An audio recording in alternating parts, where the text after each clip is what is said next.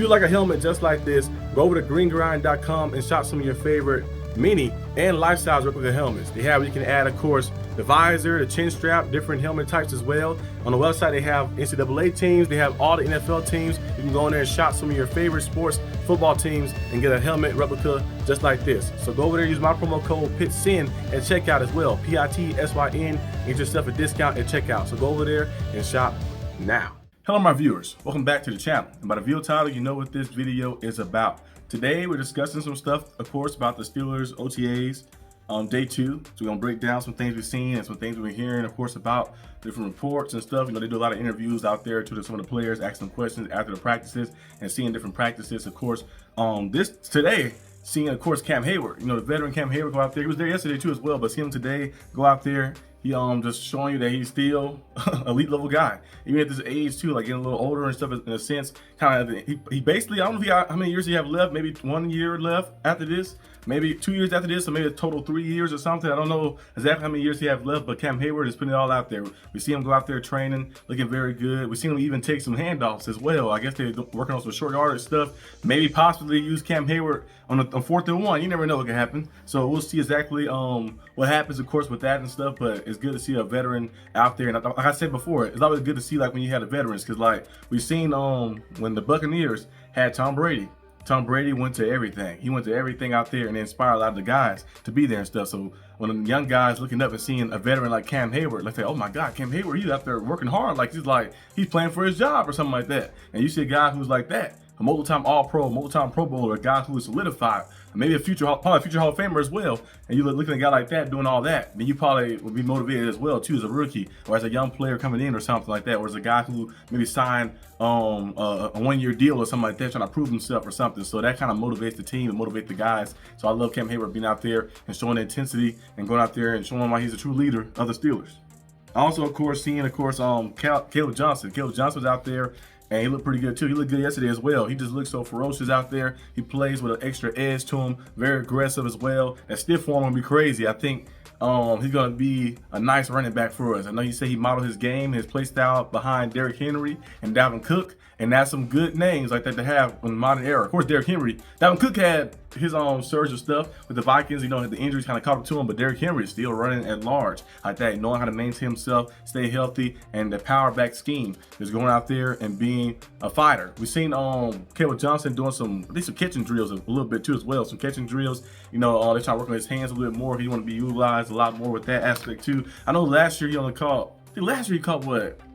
I think total of his career he caught 29 in college. In those 3 years he played college, only 29 was not a lot, of course. But I think last year was his most. I think he caught like what, 13, 14, or 15. If we can get him around that 30 mark, to be a guy who you can keep down there almost every down type of back, he'd be very good. I know Jaylen Warren gonna have some impact, of course, for us as well, but I don't see Jaylen Warren as a long-term guy for us. You know, he has a lot of injury histories as well for him. Last year he missed like 5 games. Year before that, missed games as well. Jaylen Warren, when he's healthy, he's a good explosive player. But I think Kaleb Johnson, if he can go out there and emerge and show you that he can be an all-down-purpose back, he's going to be the leading focal point and most important point of this team. He's going to go out there and dominate the stuff for the Steelers. I think Kaleb Johnson can definitely be a guy who can have an immediate impact, like I mentioned weeks ago. I did that video. I think he definitely can have immediate impact because his ability.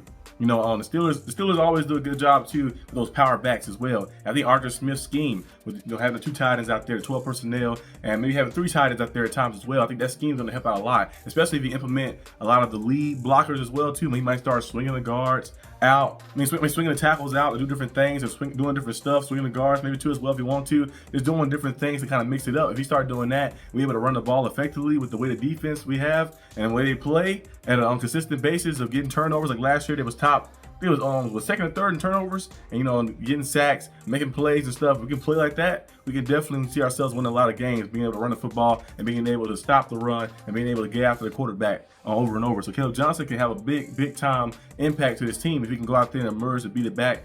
We believe he can be. So we'll see what happens.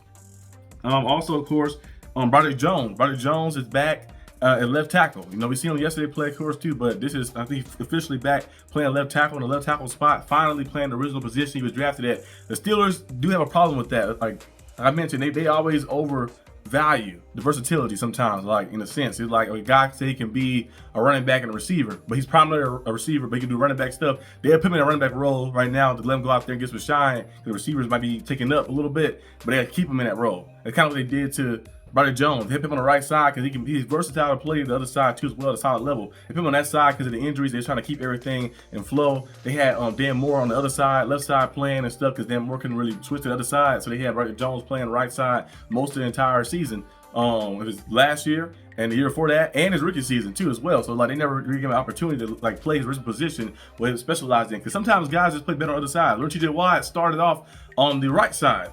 And he was pretty good. You know, he had 7 sacks his first year and a few sacks like that. But he switched to the left side and he won the Defensive Player of the Year. He had, sometimes you can do things on the left side that you might can't do on the right side. You might have a better, quicker spin on the left side. You might have a stronger ability to bull rush because your right leg be planted on the right side. You never know. So sometimes guys can do different things on different sides. So it's better to let them be in their strong suit. And if you have to put them on the other side due to injuries or something, of course you can do that to mix them around a little bit, but it's better to keep the guy in the original position. So Broderick Jones getting back to the left side, hopefully see more success. He's one guy who's on everybody's radar to have a big time year. He needs a big time season because a lot of people have been talking about Broderick Jones, calling him all type of things, saying he's a bust. We've seen the ups and downs from Broderick Jones. He have some good times and then sometimes he has some bad times with penalties and stuff. He needed a big time season this year. This year, Broderick Jones got to go out there and handle business and have a big time year. He go out there, he blocks well, don't allow any sacks. Penalties are low. And he just go out there and plays very good in run blocking. Because he has that athleticism. That's why we drafted him too as well. The athleticism he have out of Georgia. We see him being able to get to the next level and be a lead blocker and do different things and stuff and be versatile out there. So I would love to see him be utilized a lot more in that role and also being primarily in his left tackle spot throughout the entire season to see how good he truly is. So that's going to be very interesting to see how that shapes out, but I'm glad to see him back in his left spot. The last thing I want to talk about today too as well, of course, we've been talking about it every single time, Mr. Aaron Rodgers. Mr. Psychedelics, I like to call him sometimes. But Psychedelics, Rodgers, I think I seen a report where it said like Bradshaw was angry or something. Bradshaw always angry at everything. He's, when you get older, you just get mad at everything.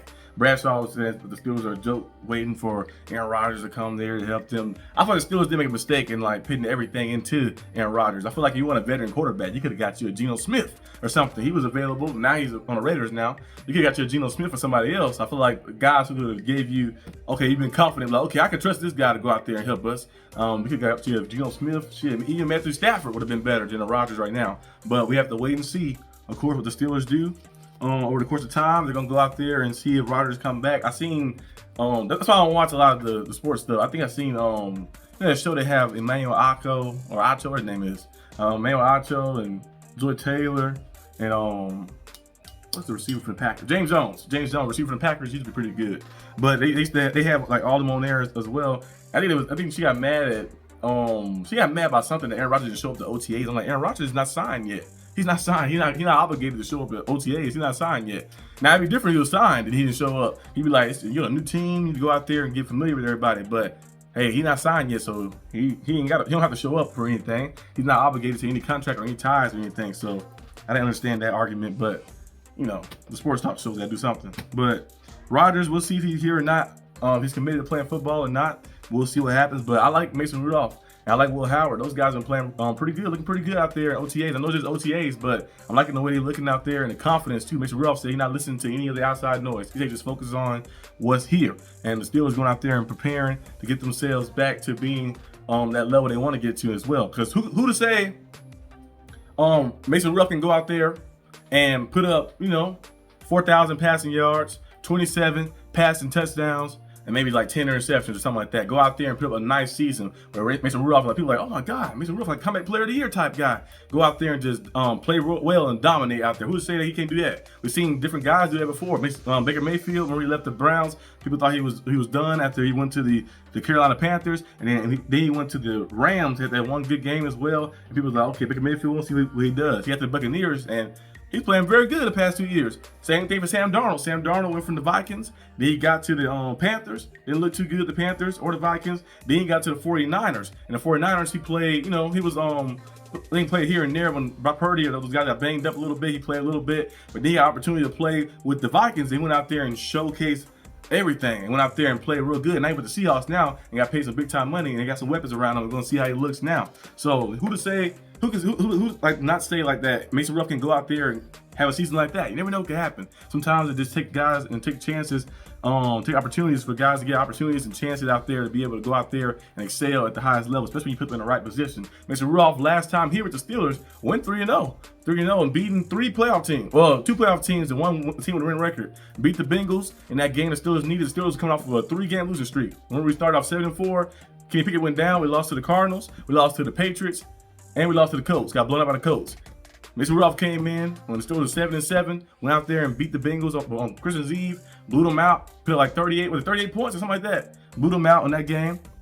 Following game, playing against the Seattle Seahawks, a playoff team as well. Went in there, led the charge. Got the victory in that game as well. And then the last game against the Ravens, went out there and got the victory as well. And I think over that course of time, the Steelers averaged, 27 points per game? Because Mason Rudolph then was going out there and just swinging the ball down the field. Then the playoff game, we fell a little short, of course. Mason Rudolph threw an interception. I think that's the only mistake he made. That interception he threw in the end zone. Trying to force that pass a little bit over. If that did not happen, and we was able to get some points on the board, a touchdown on the board, and like just solidify another day, or a field goal to something, I think that would have been a turning point for the game. I don't know if we would have won the game, but it would have been closer than what it was. And we lost by 2 scores. I feel like we was like that right there would have tied the game up, or maybe or it would have been something. I think it tied the game up or something like that. But Mr. Rudolph did a pretty good job when he was here last time. So who to say Mr. Rudolph can go out there, play well again, go out there and have some magic or something, or Will Howard step up and do something. You never know what can happen.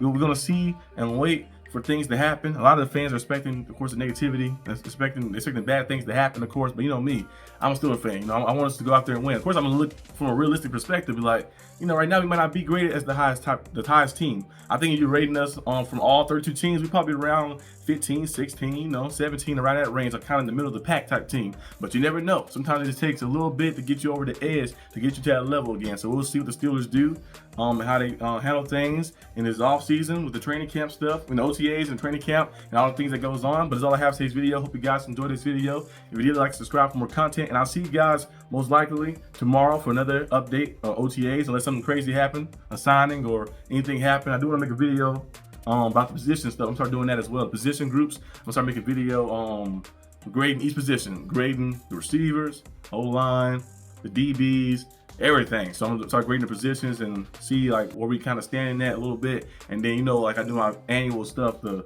offense and defense rating. I'm gonna do that as well too, closer to time to the preseason. So be on the lookout for all that content that's coming. But I'll see you guys when I see you. Peace out.